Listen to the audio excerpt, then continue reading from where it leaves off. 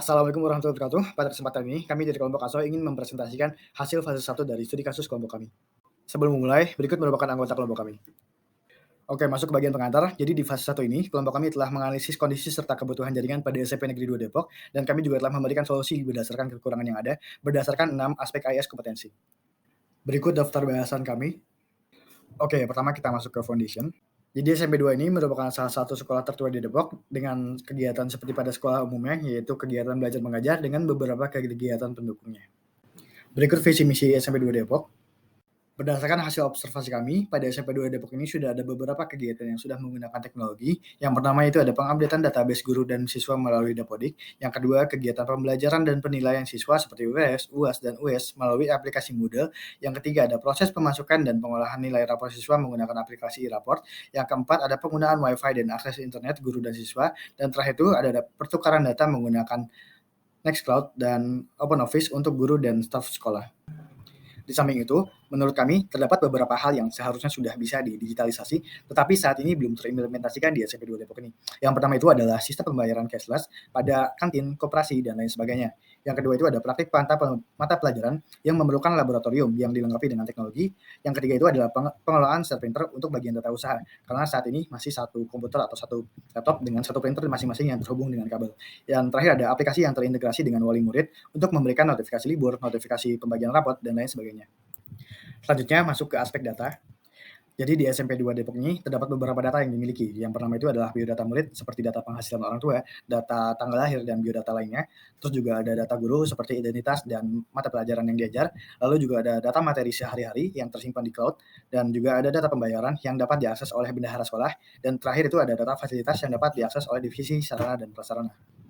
Untuk keperluan penyimpanan datanya, operator pada SMP 2 yang merupakan narasumber kami menggunakan DBMS MariaDB yang menurutnya sangat cocok untuk penyimpanan server. Dan juga selain itu terdapat database cadangan yang datanya bersumber dari Kemendikbud. Dan juga terdapat data-data yang tersimpan di internal cloud untuk keperluan pertukaran data. Untuk mekanisme pengelolaan datanya, jadi hak akses hanya diberikan kepada orang-orang yang terlibat dan bersifat based on activities. Contohnya, guru hanya bisa melihat data nilai murid yang diajarnya, jadi dia tidak bisa melihat data nilai murid dari guru lain. Dan selanjutnya, ada pihak yang dapat mengakses semua data, yaitu adalah operator sebagai super user dan kepala sekolah. Dan pengaturan hak otorisasi ini sepenuhnya dilakukan oleh operator. Dan untuk log aktivitas yang diberikan atau disajikan itu berkaitan dengan data pada seluruh aplikasi dan terintegrasi pada server yang dapat diakses oleh operator sebagai super user. Untuk mekanisme analisis datanya, visualisasi data diberikan oleh operator kepada pihak yang merequest data tersebut dalam bentuk yang di-request. Contohnya, seorang guru ingin melihat data nilai murid, maka data tersebut diolah terlebih dahulu oleh operator, difilter, dan hasilnya diberikan kepada guru tersebut sesuai bentuk yang diminta, seperti Excel dan lainnya. Pada SMP 2 Depok ini, data-data tersebut juga sudah diotomisasi untuk membantu proses pengambilan keputusan. Beberapa contohnya adalah data penghasilan orang tua yang dipakai untuk mengelompokkan kategori keluarga tidak mampu. Dan juga ada data nilai yang digunakan untuk melihat ranking paralel dan tingkat kelulusan. Dan juga ada data absensi siswa yang digunakan sebagai pertimbangan kenaikan kelas dan atau kelulusan siswa. Terakhir juga ada data sarana dan prasarana serta data anggaran untuk keputusan pengadaan barang. Berikutnya saya akan menjelaskan aspek teknologi, yaitu perangkat dan jaringan yang digunakan oleh SMPN 2 Depok. Berikut ini adalah rincian perangkat yang digunakan oleh SMP 2 Depok beserta dengan jumlahnya. Berikut ini adalah rincian atau detail perangkat yang digunakan pada setiap bagian. Berikutnya adalah latar belakang atau alasan mengapa SMP 2 Depok membutuhkan perangkat-perangkat yang sudah disebutkan sebelumnya. Alasan utamanya adalah untuk mendukung proses bisnis, yaitu kebutuhan untuk melaksanakan kegiatan belajar, mengajar, ujian, dan kegiatan penunjang lainnya, terutama kebutuhan untuk memberikan akses ke internet dan pengolahan data yang terintegrasi. Perangkat-perangkat tersebut saling terhubung satu sama lain untuk berkomunikasi dan mengirimkan data. Nah, pihak sekolah ini berlangganan ISP pakai institusi yang berasal dari PT Armala Abadi. Nah, kan sebelumnya udah dijelaskan ya, perangkat-perangkat apa saja yang digunakan oleh SMP 2 Depok untuk jaringan. Nah, di sini akan dijelaskan bagaimana perangkat-perangkat lokal tersebut saling terhubung satu sama lain. SMP 2 Depok tadi kan berlangganan ke ISP. Nah, koneksi dari ISP akan masuk ke Mikrotik. Mikrotik ini kayak manajemen router gitu yang memiliki 8 Ethernet. Mikrotik akan masuk ke server dan masuk ke 2 switch. Dari Mikrotik ini langsung masuk ke 4 server berbeda. Jadi untuk masuk ke server itu tidak melewati switch. Nah, Mikrotik tadi akan masuk ke switch 1. Yang switch 1 ini akan terhubung ke NVR untuk CCTV. Nah, switch 1 juga akan masuk ke 6 PoE atau Power over Ethernet yang berfungsi untuk mengalirkan power untuk CCTV. Satu PoE memiliki 16 slot. Nah, dari Mikrotik tadi akan masuk ke switch 2. Switch 2 ini akan terhubung ke switch yang ada pada 4 lab. Satu lab ini ada 2 switch lagi. Jadi, switch 2 ini akan terhubung ke total 8 switch yang ada pada lab. Mengapa terdapat switch lagi di lab? Supaya untuk alternatif routing. Jadi kalau misalkan ada jalur yang down, itu akan mencari alternatif jalur yang lain gitu. Nah, ini masih lanjutan dari switch 2 tadi. Selain terhubung ke switch yang ada di lab, switch 2 ini juga terhubung ke access point yang ada di ruang guru, access point yang ada di lab, access point yang ada di aula, dan access point yang ada di ruang TU. Switch 2 juga terhubung ke switch yang ada di utara. Nah, switch yang ada di utara ini akan terhubung ke access point yang ada di kantin, access point yang ada di podium, dan access point yang ada di masjid.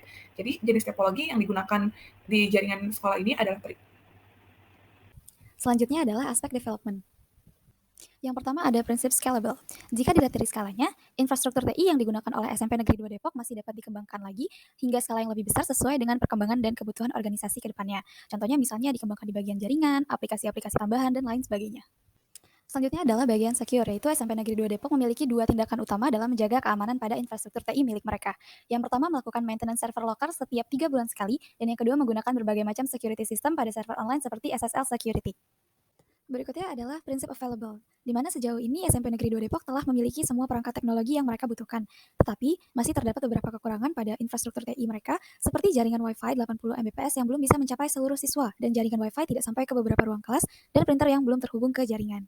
Berikutnya prinsip manageable, di mana perangkat yang digunakan berasal dari berbagai brand, namun sudah mendukung penggunaan TCP atau IP sehingga dapat berkomunikasi dengan perangkat lainnya. Kemudian switch juga sudah bersifat manageable, dan operator yang mengelola juga cukup berpengalaman, walaupun hanya terdapat satu staf dalam divisi operator. Berikutnya adalah prinsip serviceable, di mana divisi operator memiliki cadangan perangkat yang merupakan hasil perbaikan dari perangkat yang rusak dan bisa aktif kembali. Namun dalam praktiknya, operator lebih memilih untuk membeli perangkat baru daripada menggunakan cadangan perangkat tersebut. Berikutnya adalah prinsip adaptif, di mana infrastruktur TI pada SMP Negeri 2 Depok sudah terintegrasi baik melalui datanya maupun aplikasi yang ada.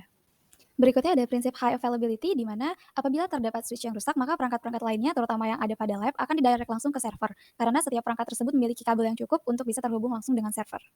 Selanjutnya prinsip high performance, di mana performa sudah sangat maksimal jika dilihat dari segi spesifikasi server. Hal ini karena semua slot RAM sudah terisi, tetapi storage masih bisa di-upgrade. Selain itu, setiap 3 bulan sekali terdapat maintenance keseluruhan infrastruktur sehingga dapat segera diselesaikan apabila terdapat masalah pada performa infrastruktur tersebut.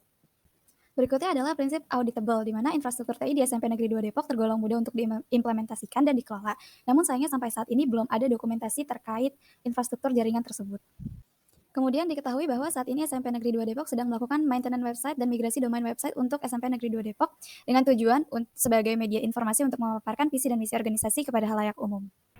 Selanjutnya akan dibahas mengenai organizational domain, yaitu struktur organisasi yang ada pada SMP 2 Depok dan keberadaan divisi IT.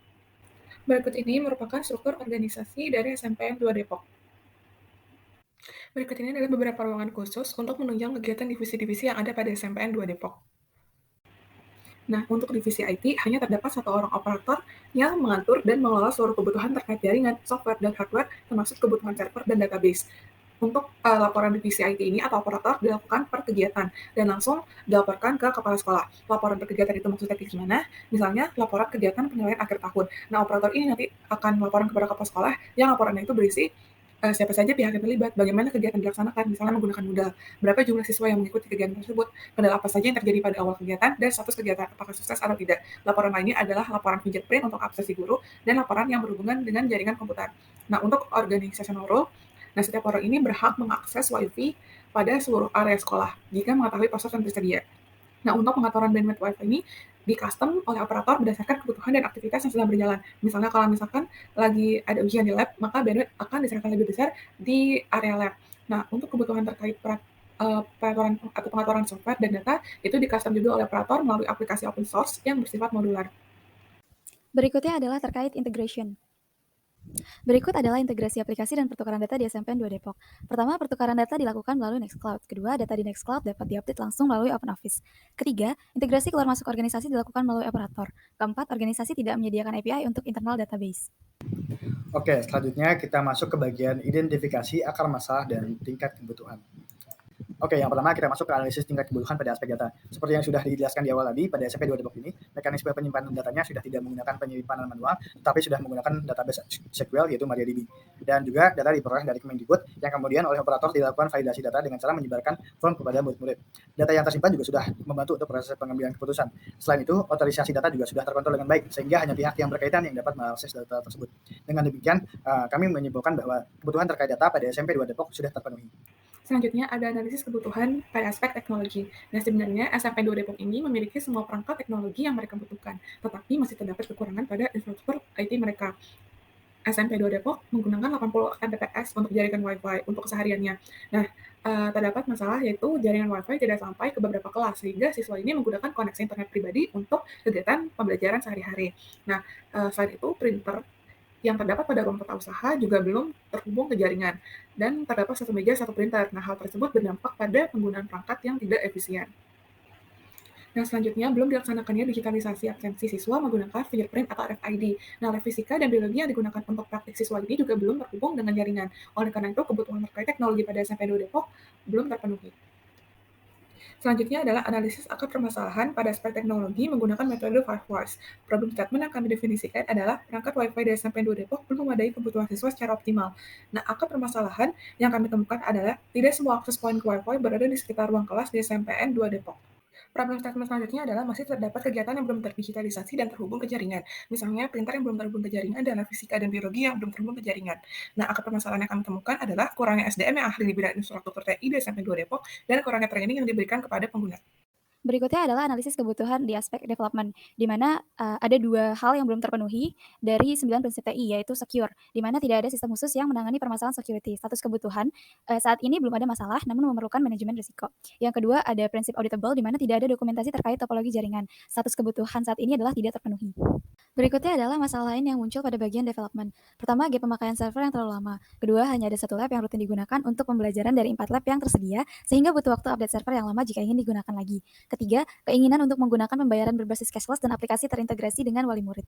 Oke, masuk ke organizational domain. Jadi kebutuhan terkait divisi IT ini sudah terpenuhi. Namun terdapat beberapa kondisi, yaitu yang pertama kami mengindikasikan bahwa dibutuhkannya sumber daya manusia tambahan di divisi IT agar dapat dilakukan task management. Yang kedua itu belum dilakukannya knowledge management, sehingga jika suatu saat sumber daya manusia diganti, maka perlu mengulang lagi dari awal. Yang ketiga, terdapat beberapa resistensi, terutama pada golongan guru dan tata usaha yang sudah berumur. Dengan demikian, kami menyebutkan bahwa status kebutuhannya bersifat membutuhkan improvement. Oke, selanjutnya masuk ke aspek integration. Jadi pada lingkup ini, kebutuhan terkait divisi IT saat ini sudah dapat terlatih, yaitu data-data terkait siswa, guru, materi pembelajaran, pembayaran, dan lainnya telah terintegrasi dengan penyimpanan di database dan aplikasi yang bersesuaian. Dengan demikian, status kebutuhan SMP 2 Depok pada aspek integration sudah terpenuhi. Nah, selanjutnya akan membahas mengenai identifikasi masalah dan solusi, yaitu solusi yang ditawarkan dari masalah yang sudah diidentifikasi. Masalah pada aspek teknologi. Akar masalah dari perangkat Wi-Fi di SMP 2 Depok belum memadai kebutuhan siswa secara optimal adalah karena tidak semua akses poin ke Wi-Fi berada di sekitar ruang kelas di SMP 2 Depok. Nah, solusi yang kami tawarkan adalah dengan memasang akses poin per 3 ruang kelas agar dapat menyediakan titik akses bagi perangkat-perangkat yang ingin terhubung ke dalam jaringan Wi-Fi. Namun, solusi ini harus disertai dengan peningkatan bandwidth untuk mendukung lebih banyak perangkat dapat terhubung secara bersamaan tanpa mengalami penurunan kualitas koneksi. Masalah aspek teknologi yang kedua. Akar masalah dari adanya kegiatan yang belum terdigitalisasi dan terhubung ke jaringan adalah karena kurangnya sumber daya manusia yang ahli di bidang infrastruktur TI di SMP 2 Depok dan kurangnya training yang diberikan kepada pengguna. Nah, solusi yang kami tawarkan adalah menambah setidaknya 1 staf di divisi operator sehingga pengelolaan infrastruktur dapat difokuskan ke dalam 2 area, yaitu jaringan dan development software. Selain itu, perlu diadakan training penggunaan perangkat kepada pengguna, terutama yang bersifat resisten dan pengguna yang sudah lanjut usia. Oke, selanjutnya masuk ke masalah pada aspek development. Jadi yang seperti dibilang tadi, masalahnya adalah pada bidang secure, yaitu tidak adanya sistem khusus yang menangani permasalahan security. Solusi yang kami tawarkan adalah untuk menganalisis manajemen risiko dari keamanan sistem dan jaringan pada SMP 2 Depok yang dapat digunakan untuk mengambil keputusan terkait masalah keamanan. Salah satu langkah manajemen risiko yang dapat dilakukan adalah menerapkan VPN server yang pada server yang mencakup database penting di sekolah. Dengan menggunakan VPN server ini, data yang dikirim dan diterima oleh pengguna dienkripsi dan dilindungi oleh akses tidak sah. Hal ini dapat membantu untuk mencegah kebocoran data sensitif dan mengurangi risiko kehilangan data. Selain itu, VPN server juga dapat membantu menghindari pemantauan online oleh pihak ketiga karena lalu lintas pengguna dienkripsi sehingga sulit untuk dilacak. VPN server juga dapat membantu menjaga anonimitas pengguna dengan mengalihkan koneksi internet melalui server VPN yang berlokasi di tempat lain sehingga dapat membantu melindungi privasi dan keamanan pengguna dari ancaman online. Berikutnya adalah masalah terkait auditable, yaitu tidak ada dokumentasi topologi jaringan. Solusi yang kami tawarkan adalah membuat dokumentasi infrastruktur TI dalam bentuk dokumen yang disimpan dalam cloud internal agar jaringan dapat mudah dipelajari apabila terdapat penambahan atau pergantian SDM di divisi IT. Masalah berikutnya adalah gap pemakaian server yang terlalu lama. Solusi yang kami tawarkan adalah dengan menjadwalkan update secara berkala untuk mengurangi waktu downtime dan memastikan server selalu diperbarui dengan versi terbaru. Selain itu, dapat juga menggunakan alat otomatis untuk melakukan update pada beberapa server sekaligus. Masalah terakhir adalah keinginan untuk menggunakan pembayaran berbasis cashless dan aplikasi yang terintegrasi dengan wali murid.